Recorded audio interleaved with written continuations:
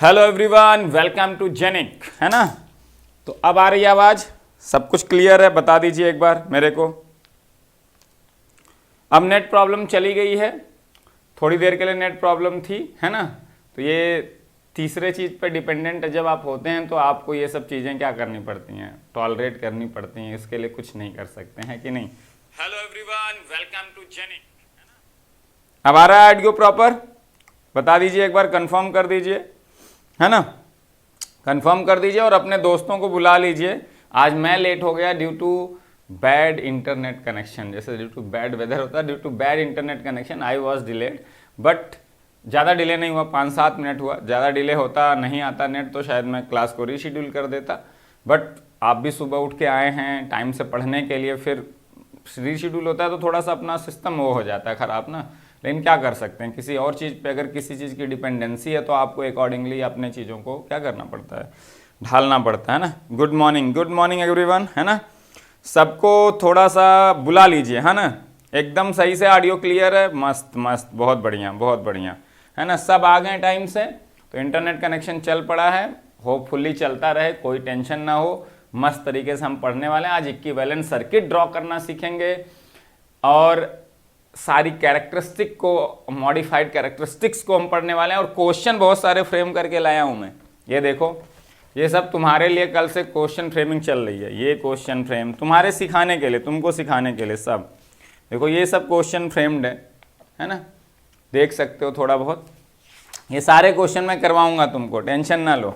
तुम्हें सीखने को बहुत कुछ मिलेगा, ट्राई करूंगा सिखाने के। इसका आंसर बता दो, आप लोग किए थे ना कल होमवर्क वाला क्वेश्चन, और थोड़ा सा एनर्जी दिखा दो, है ना। अब आगे वो क्लास एकदम सुबह सुबह ना मस्त तरीके से क्लास करेंगे, एकदम एंजॉय करेंगे, ठीक है ना। तो एनालॉग इलेक्ट्रॉनिक्स सब्जेक्ट ऐसी है, मतलब जब सीखने लगोगे ना तो तुम्हें बहुत मजा आएगा, मतलब इंजॉय करोगे। तुम्हें रोज क्लास करने का मन करेगा, रोज नोट्स खोल के पढ़ने का मन करेगा, नए नए क्वेश्चन बनाने का मन करेगा। ऐसा ही होना चाहिए किसी भी सब्जेक्ट के साथ, फिर तुम अपने आप अच्छा करोगे।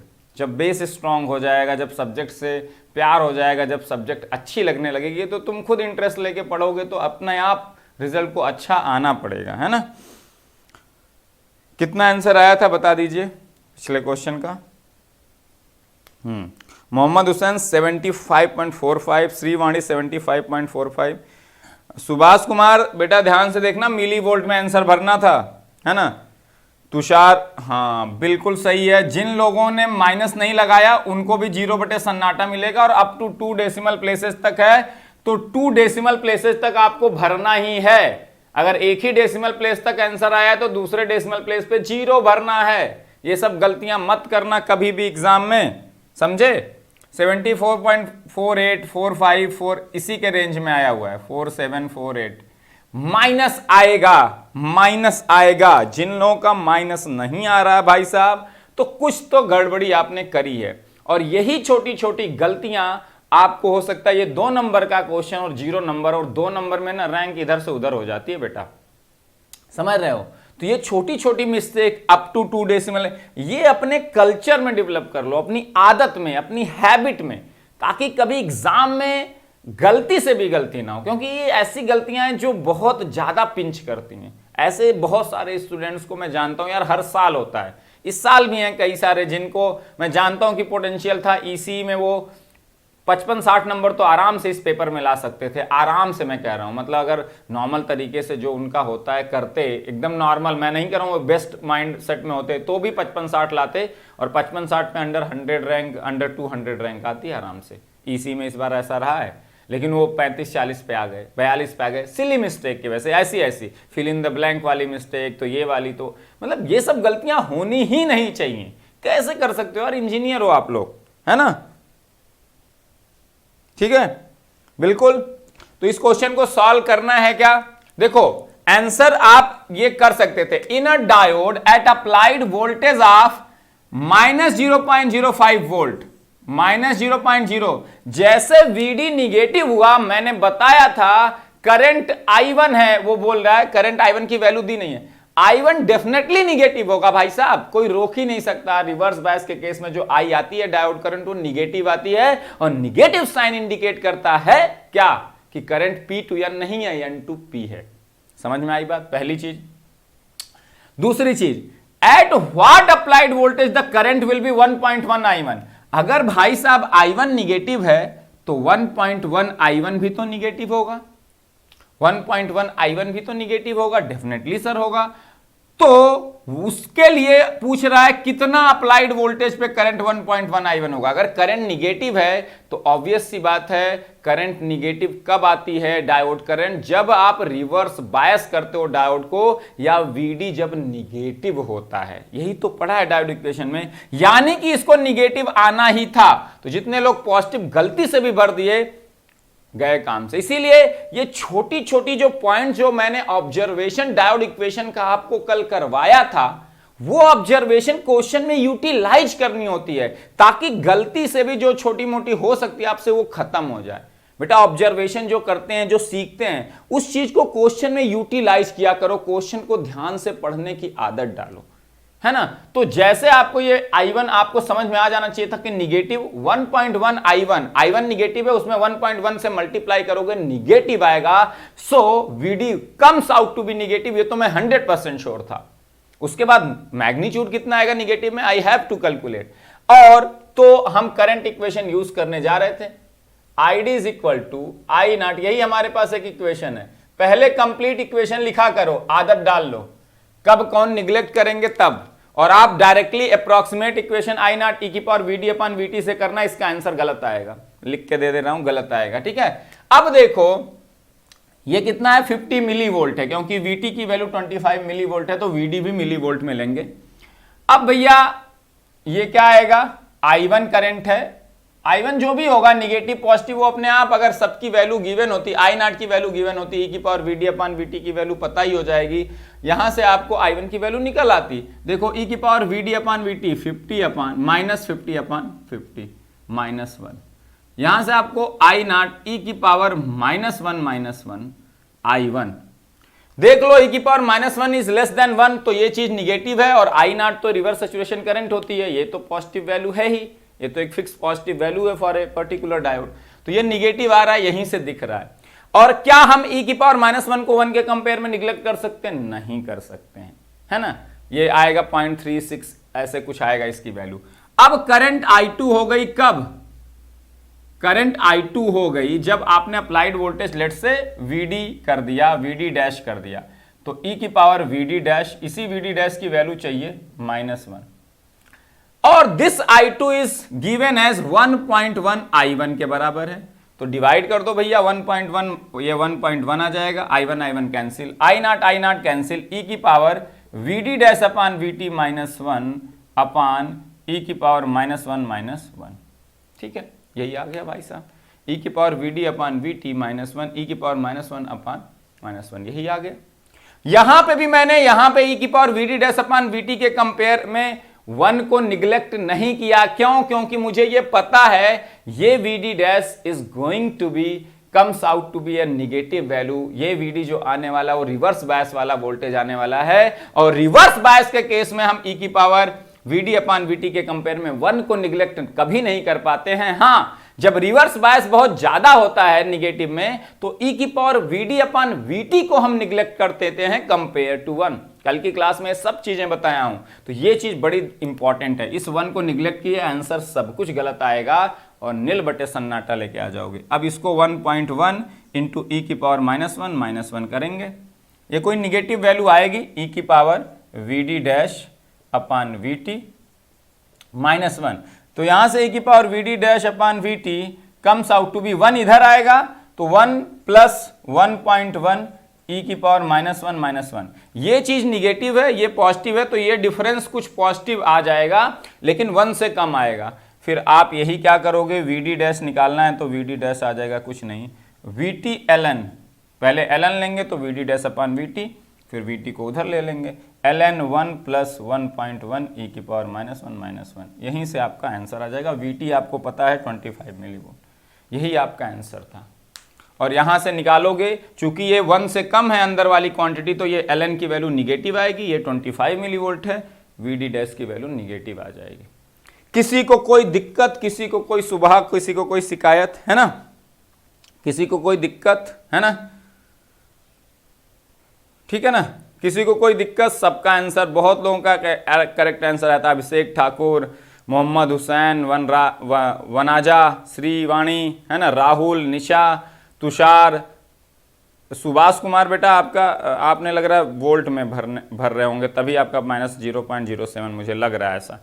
रोमित गुप्ता, खुशबू, है ना, सबने एकदम करेक्ट आंसर दिया है, बेहतरीन बेहतरीन एकदम, है ना। अमित 25 मिली वोल्ट, है ना, वीटी की वैल्यू 25 ऑब्वियसली, बीके किरण 25, है ना, ठीक है। क्लियर? इतना आ गया है ना? हाँ सर, ऑल गुड है भगवान, बस चलता रहे, है ना, ऑल गुड। मतलब ये आधे घंटे बर्बाद हुआ हमारा, इतना कीमती टाइम, है ना, कोई बात नहीं, ठीक है, हो जाती कभी कभी चीज़ें, हमें हर सिचुएशन से डील करने आना चाहिए, ठीक है। तो अगर इस बार कुछ भी दिक्कत हुई, क्योंकि ये क्या हो रहा है बार बार नेट, मतलब वो वैन जो होता है आपका एक नेट में, जब आप देखते हैं राउटर में, वो चीज़ ऑफ हो जा रही है, पता नहीं क्यों हो रही है, आई डोंट नो। तो उसकी वजह से नेट चला जा रहा है, फिर थोड़ी देर बाद कनेक्ट हो जा रहा है। तो ये कल रात से प्रॉब्लम आ रही है, आई हैव कंप्लेंट देयर। तो उन्होंने वही कहा कि सर हम अपना सर्वर शिफ्ट कर रहे हैं, so that's why this kind of problems have been happening, है ना। सो वी आर बैक, आ गया, है ना, बहुत बढ़िया, चलो आ गया ना। तो ये आपका क्वेश्चन, इसमें किसी को अब डाउट तो नहीं है ना, एकदम अब परफेक्टली चले तो आराम से आज 9:30-10 तक क्लास ले लेंगे, कोई टेंशन नहीं, आज क्वेश्चन करने, ठीक है। वैसे भी आज संडे है, सुपर संडे बना देंगे, ठीक है।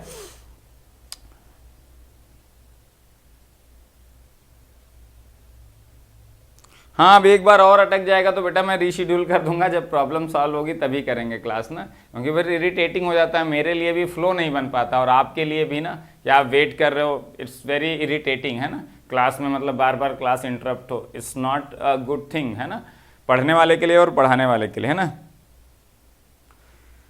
ओके, आप लोगों ने वेट किया, दैट्स वेरी गुड, है ना, कि वेट कर लेंगे सर, है ना। बाकी लोग चले ना गए हों, क्लासेज के लिए वेट कर रहे हूँ, we are back, no doubt sir, है ना। अब इसमें कोई डाउट नहीं है ना। तो यही ये छोटी छोटी चीजें हैं, अगर इस क्वेश्चन में आप अप्रोक्सीमेट इक्वेशन यूज कर लेते, गलत आंसर आता कि नहीं, करके देखा है कि नहीं। और मैंने कल क्या बताया था, जो ये तीनों क्वेश्चन मैंने कल आपको कराए डायोड इक्वेशन पे, सारे क्वेश्चन के बगल में जो अप्रोक्सीमेशन से आप डायरेक्ट करते हो वो जरूर करना, और उसको गलत काटना कि ये करेक्ट इनकरेक्ट है and why this is incorrect, वो भी लिख देना वहां पे, ताकि अगली बार जब पढ़ोगे तो इस डायोड इक्वेशन के बारे में तुम्हारे पास रत्ती भर भी डाउट नहीं होना चाहिए, एकदम क्लैरिटी होनी चाहिए, बेहतरीन वाली क्लैरिटी होनी चाहिए। समझ में आई बात, है ना, ठीक है, क्लियर, एकदम परफेक्ट है ना। बता दीजिए, थोड़ा एनर्जी शो कर दीजिए, फिर मैं अगली चीज पढ़ाने जाता हूं, है ना। थोड़ा सा एनर्जी शो कर दो, है ना, बीच में इंटरप्शन हुआ उसकी वजह से फ्लो थोड़ा सा हो जाता है, बिगड़ जाता है, ठीक है ना, फ्लो थोड़ा सा बिगड़ जाता है, ठीक है। तो थोड़ा सा एनर्जी शो कर दो, और जितने लोग हैं सब लोग, है ना, थोड़ा सा फिर से, है ना, फिर क्लासेस शुरू करते हैं, होपफुली इस बार कोई दिक्कत नहीं आएगी, है ना, भगवान का नाम लेके शुरू करते हैं, ठीक है कि एकदम कोई दिक्कत नहीं होनी चाहिए, ठीक है। भगवान हमारे साथ हैं ना, मेहनत करने वालों के साथ हमेशा होते हैं भगवान, है ना, ठीक है, ठीक है, बिल्कुल, है ना। आकाश कंटिन्यू कर सकते हो, इक्विवेलेंट सर्किट में पढ़ाने वाला हूं, डायोड का ऑन ऑफ सिखाने वाला हूं, बिल्कुल कर सकते हो, कोई दिक्कत नहीं होगी। लेकिन पहली 2 क्लासेज जरूर देखना, उसमें कुछ ऐसा सीखने को मिलेगा जो तुम्हारे पास वो डाउट तुमने रख रखा होगा बहुत वर्षों से, या जब भी पढ़ाई करी होगी वो छोटे मोटे डाउट्स होंगे जरूर, है ना, कैरेक्टरिस्टिक्स से रिलेटेड डाउट और तुम्हारे डायोड इक्वेशन से रिलेटेड डाउट, तो वो क्लासेज जरूर कर लेना, है ना, चाहे आप पेड यूजर हो चाहे नॉन पेड यूजर हो, ऑलरेडी अवेलेबल है आपका वो रिकॉर्डेड के फॉर्म में, वो ऑलरेडी अवेलेबल है, वो क्लासेज दोनों की दोनों अवेलेबल है ऐप पे, आप जाके उनको देख सकते हो, एकदम समझ सकते हो प्रॉपर। तो कल की क्लास में उन दोनों को भी कर लेना, आज की क्लास तुम बिल्कुल अटेंड कर सकते हो, कोई टेंशन नहीं होगी, ठीक है ना, बिल्कुल बेहतरीन तरीके से, है ना, जय भोलेनाथ, है ना, बिल्कुल बिल्कुल बिल्कुल, ठीक है ना। ओके, हाँ सर, आज का कंप्लीट कर लूंगा, पेड यूजर फोड़ देंगे सर अगले 3 आवर्स, हाँ बिल्कुल बिल्कुल, यही एटीट्यूड होना चाहिए। बहुत सारे क्वेश्चन फ्रेम करके लाया हूँ, वो पढ़ेंगे।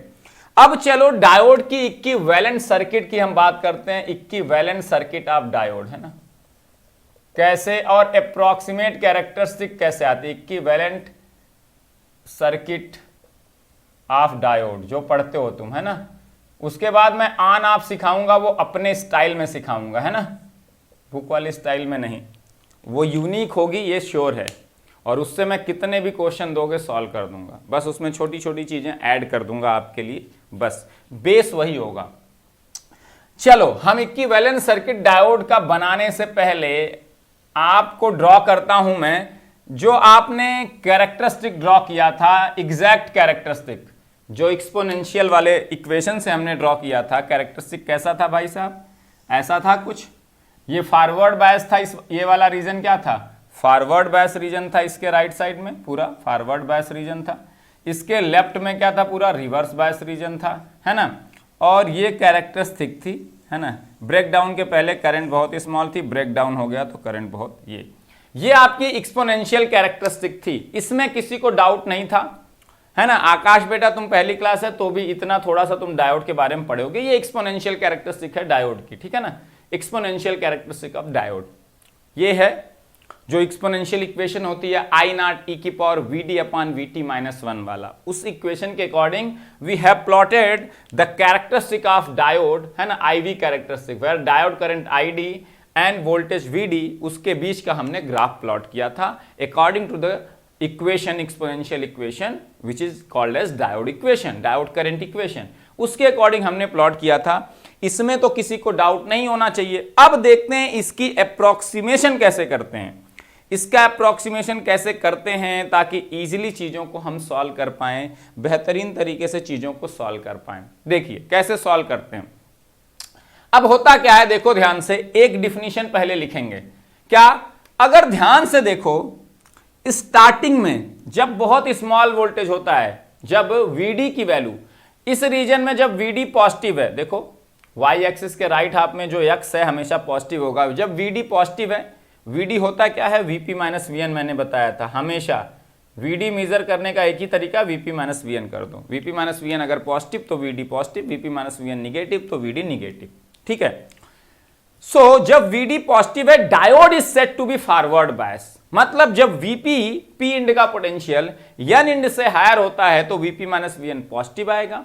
पॉजिटिव आएगा तो हम कहेंगे diode is your in forward bias region.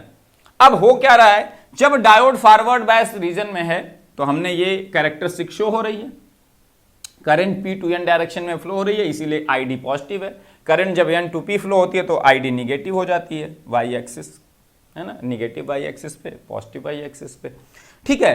अब यहां ध्यान से देखो, फॉरवर्ड बायस हमने लगा तो दिया, लेकिन for small value of forward bias voltage Vd हो क्या रहा है, current is very very small, current is very very small. देखो ना यहां पे स्मॉल वैल्यू ऑफ Vd के लिए current is very very small.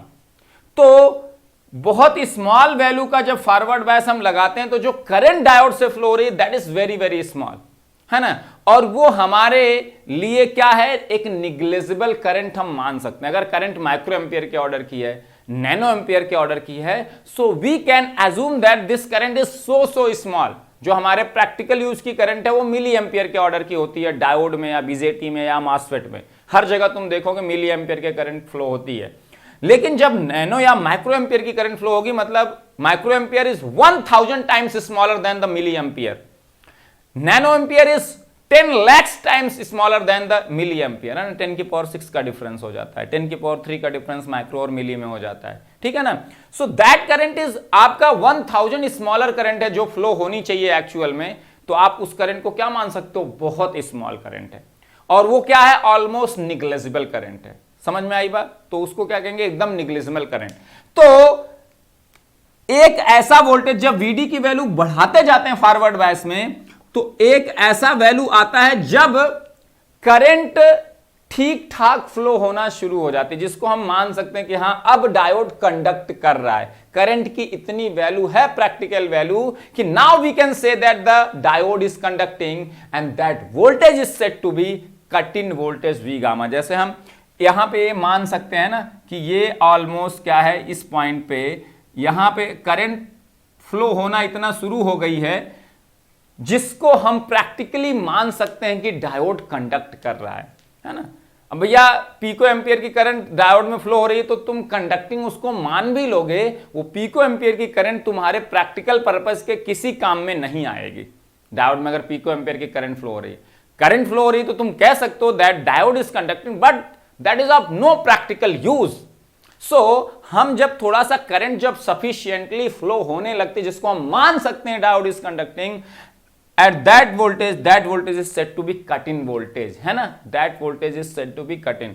तो फॉरवर्ड बायस में मिनिमम एक वोल्टेज होता है जितना लगाने के बाद, जितने का फॉरवर्ड बायस करने के बाद करंट प्रैक्टिकली इतनी फ्लो होने लगती है जिसको हम कहते हैं कि diode is now conducting and that voltage is said to be cut in voltage V gamma. तो डिफिनीशन ले लो, लिख लो cut in voltage V gamma की, हम इसको कहते हैं कट इन वोल्टेज, है ना, कट इन वोल्टेज। ठीक है, कट इन वोल्टेज, ठीक है, कट इन वोल्टेज क्या होता है ना। इतना क्लियर हुआ जो अभी मैंने समझाया, है ना, इतना क्लियर हुआ जो मैंने अभी समझाया आपको, है ना। कट इन वोल्टेज का कॉन्सेप्ट समझ में आया, है ना। तो कट इन वोल्टेज के पहले भी अगर फॉरवर्ड बायस वोल्टेज पे देखोगे तो डायोड करंट इक्वेशन से कुछ ना कुछ करंट की वैल्यू आएगी भाई साहब, और कुछ ना कुछ जो वैल्यू आएगी that value will be very very small, है ना, एंड वो हमारे प्रैक्टिकल काम का नहीं है। तो इसीलिए हम उस करंट को कह रहे हैं एक तरह से वो करंट हमारे लिए ज्यादा यूज की नहीं है, उसको हम नॉन कंडक्टिंग करंट मान सकते हैं। ठीक है ना, क्लियर है इतना? कमेंट करके बताओ यहां तक क्लियर है तो वी गामा की हम डिफिनीशन लिखते हैं, फिर मैं अप्रॉक्सीमेट कैरेक्टरिस्टिक बनाता हूं, फिर मैं उसका इक्विवेलेंट सर्किट बनाता हूं, फिर मैं सिखाऊंगा आपको ऑन ऑफ, फिर मैं क्वेश्चन लेके सीधे सिखाऊंगा एकदम बेहतरीन तरीके से। ठीक है ना सारा? ठीक है, क्लियर है? यहां तक क्लियर है? कोई दिक्कत तो नहीं, कोई डाउट तो नहीं, कोई सुबह तो नहीं, कोई शिकायत तो नहीं, है ना? सब कुछ क्लियर हो गया होगा आई थिंक बेहतरीन तरीके से। ठीक है, ठीक है, एकदम क्लियर, मस्त तरीके से क्लियर, है ना?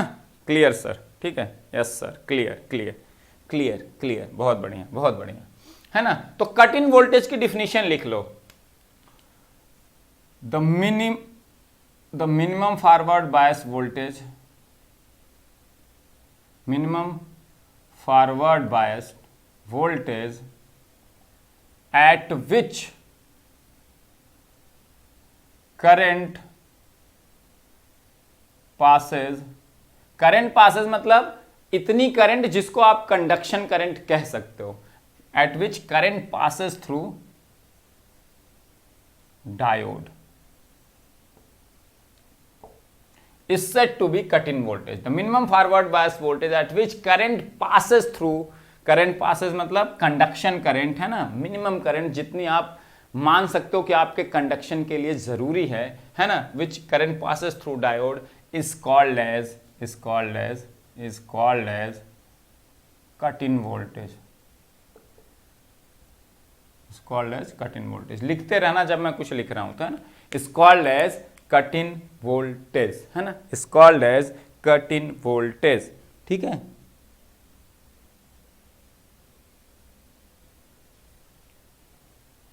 कट ऑफ वोल्टेज अलग चीज होती है बेटा, कट इन और कट ऑफ कैसे सेम हो जाएगा, है ना, नाम ही अलग है।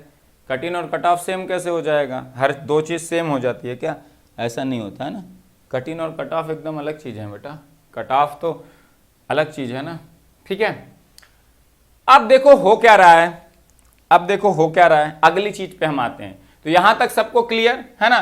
तो minimum forward bias voltage at which current just passes through diode, passes through मतलब इतनी करंट जिसको आप कहते हो conduction current, then that voltage is said to be cut in voltage. इसकी वैल्यू डिफरेंट डिफरेंट डायोड्स के लिए, सिलिकॉन का डायोड है तो उसके लिए एक वैल्यू आती है, अप्रॉक्सीमेट जर्मेनियम का डायोड है उसके लिए एक वैल्यू होती है ना। तो अलग अलग मटेरियल के लिए ये वैल्यू अलग अलग होगी, है ना। ऐसा नहीं कि ये cut in voltage for every diode is fixed, है ना, अलग अलग मटेरियल के डायोड के लिए ये वैल्यू अलग अलग होगी, है ना। डिफरेंट टाइप्स ऑफ डायोड्स आप देखोगे तो अलग अलग डायोड्स के लिए इसकी वैल्यू अलग अलग होगी, ठीक है ना, अलग अलग डायोड्स के लिए इसकी वैल्यू अलग अलग होती है। ठीक है, अब अगली चीज आते हैं, इसका अप्रॉक्सीमेशन हम करने वाले हैं। देखो अब अगली चीज आओ, एक मेरे को चीज बताओ,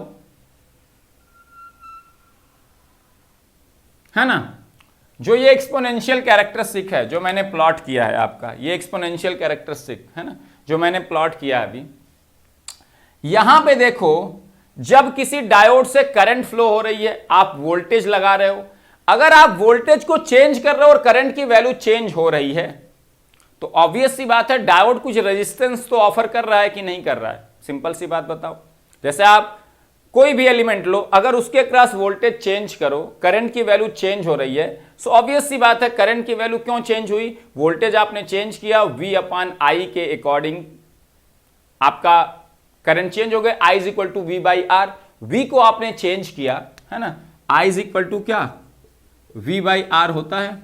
अगर आपने V को चेंज किया तो I चेंज हो जाएगा, मतलब there must be some resistance R, है ना, कोई रेजिस्टेंस होगा, है ना, तो अगर वोल्टेज हम चेंज करेंगे तो V बाई आर के अकॉर्डिंग करंट I चेंज हो जाएगी। सिंपल सी बात है, बहुत अच्छी बात है ना, ये तो आप इतना जानते ही हो। जैसे कोई रेजिस्टेंस ही ले लें, उसके क्रॉस वोल्टेज हम चेंज करें तो उसके क्रॉस करंट चेंज होगी।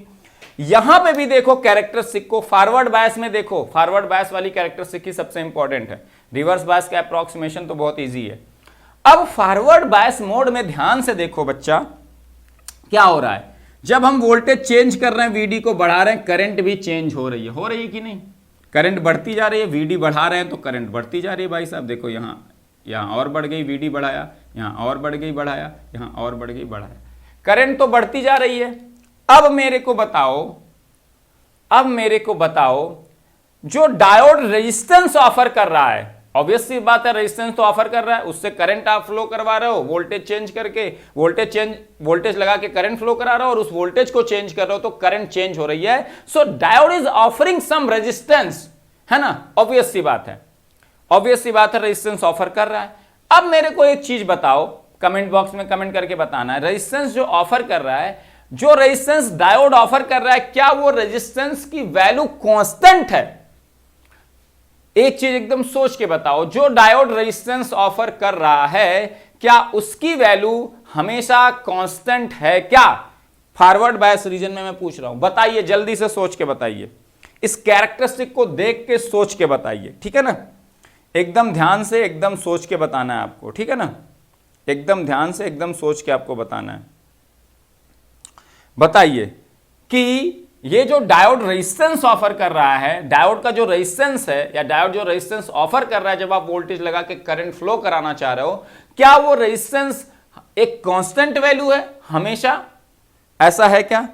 ऐसा है क्या? No sir, no sir, no sir, no sir, no sir, no sir. बहुत बढ़िया है ना, रिस्पॉन्सिव रहा करिए, अच्छा लगता है ना। नो सर, बिल्कुल सही बात है, बिल्कुल सही बात है। कांस्टेंट रेजिस्टेंस तभी ऑफर कर सकता है कोई डिवाइस या कोई भी एलिमेंट अगर जो उसका IV कैरेक्टरिस्टिक है वो कैसा हो, लीनियर हो, है ना, क्योंकि I बाई V होता है 1 अपान रेजिस्टेंस, V अपान I होता है रेजिस्टेंस की value, I by V 1 upon resistance होता है and V by I is resistance. तो अगर रेजिस्टेंस को कांस्टेंट होना है तो V बाई I को हर जगह कांस्टेंट होना पड़ेगा, और V बाई I क्या हो गया, स्लोप हो गया, या I बाई V क्या हो गया, स्लोप हो गया। स्लोप कब कांस्टेंट होता है, किस केस में? अगर कोई चीज लीनियरली वेरी कर रही हो, लीनियर हो, तो उसका स्लोप हर पॉइंट पे क्या आता है, कांस्टेंट आता है, तभी पॉसिबल है कि वो एक कांस्टेंट रेजिस्टेंस क्या कर रहा हो, ऑफर कर रहा हो। तो यहां क्या I और V में लीनियर रिलेशन है? नहीं है भाई साहब, एक्सपोनेंशियल रिलेशन है। तो यहां हर time diode same resistance offer कर रहा है, ये स्टेटमेंट कहीं से भी ट्रू नहीं है, ठीक है। अब देखते हैं रेजिस्टेंस होता क्या है, change in voltage upon change in current, ये होता है रेजिस्टेंस ऑफर्ड बाई, है ना, रेजिस्टेंस, इसी को कहते हैं रेजिस्टेंस। और इस रेजिस्टेंस को हम नॉर्मली जब डायोड में पढ़ते हैं तो इसको हम डायनेमिक रेजिस्टेंस कहते हैं, डायनेमिक रेजिस्टेंस या AC रेजिस्टेंस, है ना। Change in voltage upon change in current से जो रेजिस्टेंस हम मेजर करते हैं उसको कहते हैं रेजिस्टेंस ऑफर्ड बाय डायोड, या डायनेमिक रेजिस्टेंस हम इसको कहते हैं ना, या इसी का नाम होता है AC रेजिस्टेंस। ये DVD अपॉन DID आप लिख सकते हो, DVD अपॉन DID, इसको हम कहते हैं, है ना, DID रेजिस्टेंस, डायनेमिक रेजिस्टेंस और AC रेजिस्टेंस। अब देखो ये क्या है, DVD अपॉन DID क्या है, स्लोप है, स्लोप है ना, ये स्लोप है ना। dy बाई डी एक्स क्या रिप्रेजेंट करता है, स्लोप रिप्रेजेंट करता है। हम लेकिन y एक्सिस पे id है, x एक्सिस पे vd है, तो अगर मैं इसको मान लूं रेजिस्टेंस RF या स्मॉल RF भी कई लोग लिखते हैं, RF भी लिख सकते हो, स्मॉल RF भी लिख दो, है ना, इसको स्मॉल RF लिखते हैं, बाद में कैपिटल RF में कन्वर्ट करेंगे। तो अगर मैं did अपान dvd कहूं तो ये क्या हो जाएगा, 1 अपान RF हो जाएगा कि नहीं, हो जाएगा, क्योंकि मैं जो ये कर्व प्लॉट किया हूं उसमें y एक्सिस पे id है और x एक्सिस पे क्या है, vd है। तो मैं जब यहां स्लोप निकालूंगा dy बाई डी एक्स तो मुझे did अपान dvd मिलेगा, क्योंकि y है मेरा id, x है मेरा vd। सिंपल सी बात है, इतनी बात समझ में आ गई, ठीक है। तो अब देखो अलग अलग पॉइंट पे जब स्लोप निकालोगे, स्लोप कैसे निकालते हैं, टेंजेंट प्लॉट करके। जैसे इस पॉइंट पे जो vd की कोई वैल्यू है, यहां vd1 है और इसके करस्पॉन्डिंग कोई करंट होगी id1, इस पॉइंट पे आपका स्लोप कुछ है। अगर मैं इस पॉइंट पे आ जाऊं, इस पॉइंट पे स्लोप कुछ और है, देखो भैया एंगल चेंज हो गया, यहां एंगल ऐसे था, ये एंगल, इस पॉइंट पे अगर स्लोप देखो तो कुछ और होगा। तो अलग अलग पॉइंट पे did अपान dvd की वैल्यू अलग अलग है, because the slope is different at different points, because ये एक्सपोनेंशियल कर्व है, ये लीनियर कर्व नहीं है। कोई चीज लीनियर जब होती है तो इसका स्लोप यहां पे भी tan थीटा सेम है, यहां पे भी tan थीटा सेम है, यहां पे भी tan थीटा सेम है, but here this is exponential relation, so slope at different points is different. So did upon dvd that is 1 upon rf is different at different points, so dvd upon did will also be different. जब did upon dvd different आ गया तो इसी का उल्टा कर देंगे तो वो भी तो डिफरेंट आएगा अलग अलग पॉइंट पे। मतलब ये जो डायोड है इसका जो ऑपरेटिंग पॉइंट है वो अगर id1 करंट फ्लो करा रहा है तो ये कुछ और रेजिस्टेंस ऑफर कर रहा है, id2 करंट फ्लो करा रहा है तो कोई और रेजिस्टेंस ऑफर कर रहा है। देख लो ना, देख लो ध्यान से, देख लो ध्यान से, है ना, तो कोई और रेजिस्टेंस ऑफर कर रहा है। अगर उससे करंट id3 फ्लो हो रही है तो ये कोई और रेजिस्टेंस ऑफर कर रहा है। इसीलिए इसको एसी रेजिस्टेंस या डायनेमिक रेजिस्टेंस कहते हैं ना। डायनेमिक जो चीज चेंज होने का नेचर हो जिसमें, इसी को डायनेमिक कहते हैं। स्टैटिक चीज कांस्टेंट होती है, वेरी नहीं करती है ना, तो इसको डायनेमिक रेजिस्टेंस कहते हैं, ठीक है, ठीक है। VD1 VD2 VD3, ठीक है ना। तो अलग अलग ऑपरेटिंग पॉइंट पे अगर ये id1 करंट फ्लो करा रहा है तो ये अलग रेजिस्टेंस ऑफर कर रहा है, id2 करंट फ्लो करा रहा है तो ये अलग रेजिस्टेंस ऑफर कर रहा है, id3 करंट ये फ्लो करा रहा है तो ये अलग रेजिस्टेंस ऑफर कर रहा है, because slope of delta did upon dvd is different at different operating points. इसी को ऑपरेटिंग पॉइंट भी कहते हैं, जो करंट फ्लो हो रही डायोड से, इसको ऑपरेटिंग पॉइंट भी कहते हैं, ठीक है। अब ध्यान से इस चीज को समझो, है ना, अलग अलग पॉइंट पे। अब एक चीज मेरे को बताओ, एक इंपॉर्टेंट पॉइंट, यहां पे जो did अपॉन dvd है वो tan थीटा देखो थोड़ा सा कम दिख रहा है कि नहीं, ये एंगल कम है, ये थोड़ा सा ऐसे, यहां इस तरफ बढ़े तो थोड़ा वर्टिकल हो गया, इस तरफ बढ़े तो और वर्टिकल हो गया, ऐसे और आगे बढ़ेंगे वर्टिकल होता जाएगा। तो जैसे जैसे हम vd बढ़ाते जा रहे हैं, जो ये did अपॉन dvd है बढ़ता जा रहा है कि नहीं, as vd increases did upon vd increases तो id इंक्रीजेस, एंड साथ में did अपॉन dvd भी क्या हो रहा है, इंक्रीज हो रहा है। ये स्टेटमेंट मैंने सही लिखी है कि नहीं बता दो जल्दी से। यहां तक क्लियर है, यहां तक क्लियर है, बताओ जल्दी से, है ना, बिल्कुल ठीक है। ये चीज क्लियर है, इस ग्राफ से ये चीज क्लियर है कि vd जैसे जैसे चेंज हो रहा है id चेंज हो रहा है, vd बढ़ रहा है तो id बढ़ रहा है, और vd बढ़ने के साथ ये देखो स्लोप वर्टिकल होता जा रहा है, तो did upon dvd is tan theta. Theta अगर वर्टिकल होता जा रहा है, थीटा बढ़ता जा रहा है, तो tan थीटा की वैल्यू बढ़ती जाएगी। मतलब आपका ये जो 1 अपॉन RF है ये बढ़ता जा रहा है विद इंक्रीज इन vd या विद इंक्रीज इन id। समझ में आ रही बात, इतना क्लियर है ना। तो ये स्टेटमेंट जो मैंने लिखा होपफुली सबको समझ में आ गया होगा। जैसे जैसे हम फॉरवर्ड बायस में vd बढ़ाते जाएंगे id बढ़ता जाएगा, और जो रेजिस्टेंस ऑफर कर रहा है डायोड वो घटता जाएगा बेटा, क्योंकि did अपॉन dvd क्या है, 1 upon resistance. did upon dvd बढ़ रहा है मतलब 1 अपॉन रेजिस्टेंस बढ़ रहा है, 1 अपॉन रेजिस्टेंस बढ़ रहा है तो रेजिस्टेंस क्या हो रहा है, घट रहा है। तभी तो 1 अपॉन रेजिस्टेंस बढ़ सकता है, अगर नीचे वाली चीज घट जाए तभी तो 1 अपॉन रेजिस्टेंस क्या हो जाएगा, बढ़ जाएगा। तो DID अपान DVD बढ़ रहा है मतलब 1 अपान RF बढ़ रहा है। 1 अपान RF बढ़ने के लिए RF को घटना पड़ेगा। तो एट हायर करेंट्स या at higher forward bias voltage diode offers lesser resistance compare to the lower values of current or at lower forward bias voltage. ये स्टेटमेंट आप लिख सकते हो और ये स्टेटमेंट के फॉर्म में क्वेश्चन आ सकता है। तो आप लिख लीजिए at lower values of forward bias voltage and current diode offers higher resistance while at higher values of forward bias voltage and currents it offers lesser resistance इस स्टेटमेंट से आपको ये समझ में आ गया होगा। लिखवा दिया, सुन लिया, लिख लिया होगा बढ़िया से, ठीक है ना। So at higher operating points it offers lesser resistance and at lower operating points it offers higher resistance. That is the main conclusion from this. इतना सब चीज हमने कर लिया। जब डायोड को सर्किट में, डीसी सर्किट में जब हम एनालाइज करने जाएंगे, बस अब मेन पॉइंट पे आने वाले हैं। जब डायोड को डीसी सर्किट में अप्लाई करने जाएंगे, समझने जाएंगे, तो एक्सपोनेंशियल रिलेशन जो है करंट की, वो एक नॉन लीनियर रिलेशन है और नॉन लीनियर इक्वेशन को सॉल्व करना इतना इजी नहीं होता। जब मैं एक सिंपल सा डायोड दे दिया, डायोड के क्रॉस वोल्टेज इतना है, करंट कितनी होगी आपने बता दिया बड़े प्यार से। डायोड के क्रॉस इतना वोल्टेज है, करंट कितनी होगी आपने बड़े प्यार से बता दिया। लेकिन जब एक नेटवर्क सर्किट में उसको अप्लाई कर दोगे, जहां पे रेजिस्टेंसेज भी होंगे, बाकी एलिमेंट्स भी होंगे, तब वहां पे डायोड का जो ये नॉन लीनियर इक्वेशन है एक्सपोनेंशियल वाला, उसके थ्रू डायोड की करंट निकालना, डायोड का वोल्टेज निकालना बहुत टिपिकल हो जाएगा। नॉन लीनियर इक्वेशन सॉल्व करना हमारे बस की बात नहीं है, बहुत मुश्किल काम है, बहुत मुश्किल काम है, इतना इजीली सॉल्व नहीं होता, तो तुम नहीं सॉल्व कर पाओगे, ठीक है। अब देखो हम इसीलिए क्या करते हैं, अप्रोक्सीमेशन, है ना। अब अप्रोक्सीमेशन हम कब करते हैं, जैसे कल मैं बता रहा था कि e की पावर VD अपान VT की वैल्यू बहुत ज्यादा है कंपेयर टू 1, इसलिए हमने अप्रोक्सीमेशन किया था और 1 को क्या कर दिया था, निगलेक्ट कर दिया था।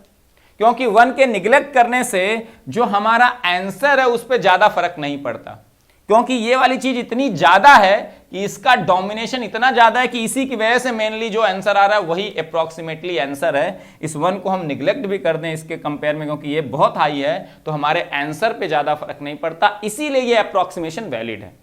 अप्रोक्सीमेशन का मतलब ये थोड़ा ना कि हम अप्रोक्सीमेशन करके कुछ भी करते रहे, हमारा आंसर में जमीन आसमान का फर्क आ जाए। करंट 1 मिली एम्पियर आनी है, 2 मिली एम्पियर आ जाए अप्रोक्सीमेशन से, तो ये अप्रोक्सीमेशन सही है क्या?